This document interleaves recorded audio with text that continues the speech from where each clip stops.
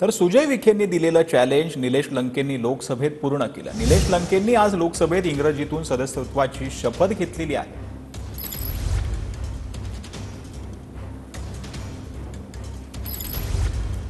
सुजय विखेंनी निवडणुकीदरम्यान निलेश लंकेंना आवाहन दिलेलं होतं, संसदेमध्ये इंग्रजीत बोलावं लागतं असं निलेश लंकेंना उद्देशून यावेळेला सुजय विखे पाटलांनी म्हटलं होतं आणि त्यानंतर निलेश लंकेंकडून देखील त्याला प्रत्युत्तर देण्यात आलेलं आहे। आज संसदेमध्ये निलेश लंके यांनी इंग्रजीमध्ये त्यांच्या खासदारकीची शपथ घेतली आहे आणि त्यामुळे कुठेतरी हा सुजय विखेंना निशाणा जो आहे तो मानला जातो।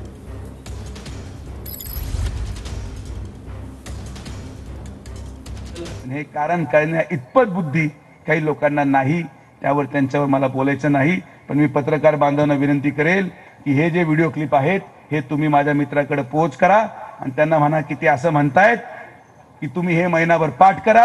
एवढी बोललेली इंग्रजी आणि हिंदी जरी तुम्ही बोललात तरी ते 20 तारखेला फॉर्म भरणार नाहीत। Elected a member of the House of the People, do swear in the name of God that I will bear true faith and allegiance to the Constitution of India.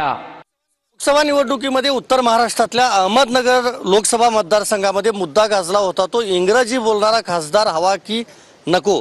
अखेर त्या मतदारसंघातून विजयी झाले राष्ट्रवादी काँग्रेसचे उमेदवार खासदार निलेश लंके। त्यांनी आज शपथ घेतली आणि ती घेतली थेट इंग्रजी भाषेमधून। अनेक खासदारांनी मराठीत घेतली पण तुम्ही इंग्रजीमध्ये घेतली, हे काय सडेतोड उत्तर होतं की आणखी काय? नाही, उत्तर नाही म्हणता यायचं।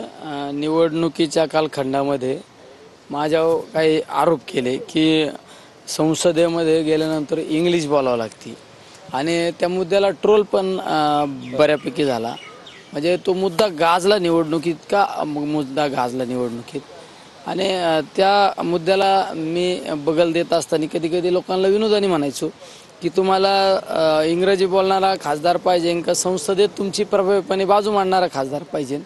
लोकांना अपील पण झालं, पण विजयी झाल्यानंतर मी एका सभेत विजयी झाल्यानंतरच मी एक ठिकाणी मुलाखतीत सांगितलं मी आता संसदेत ज्यावेळेस जाईन ना त्यावेळेस पहिलं जे बोलन ना ते इंग्लिशमध्ये बोलन आणि आज ती शपथसुद्धा मी इंग्रजीतच घेतली।